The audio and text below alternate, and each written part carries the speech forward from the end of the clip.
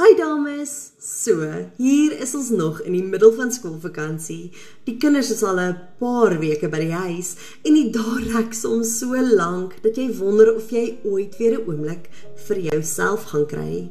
Die kombuis lyk permanent of daar 'n orkaan deurgetrek het en ons oral nat voetspore. En iemand roep elke 5 minute, "Mama!" Klink dit dalk bekend? Maar my liewe medemama, so cliché soos dit mag klink, wil ek jou vandag net weer herinner.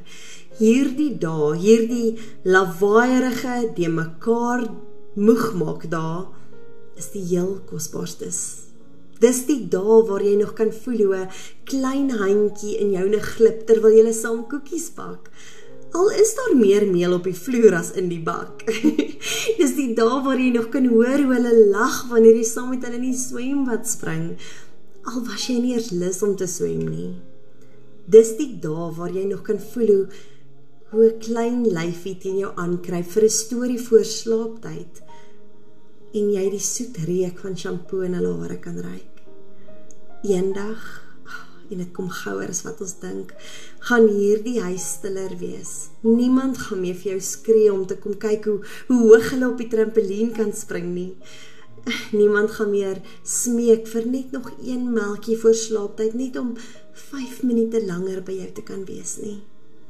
So my kosbare mamma vriendin, as jy vandag weer moeg is, as die wasgoed hoog lê en jou geduld min raak, asem diep in. Kyk na hulle, hou hierdie oomblik vas, want jy is besig om iets ongeloofliks te doen. Jy bou herinneringe wat hulle en jy vir altyd gaan dra. Geniet hierdie vakansie met jou hart waawyd oop. Laat die rommel wag, laat die perfek wees wag. Hulle het jou nodig, net soos jy is, en hulle is so gelukkig om jou as mamma te hê.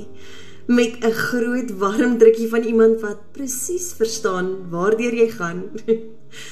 'n medemamma wat elke dag ook maar net haar beste probeer met baie geduld.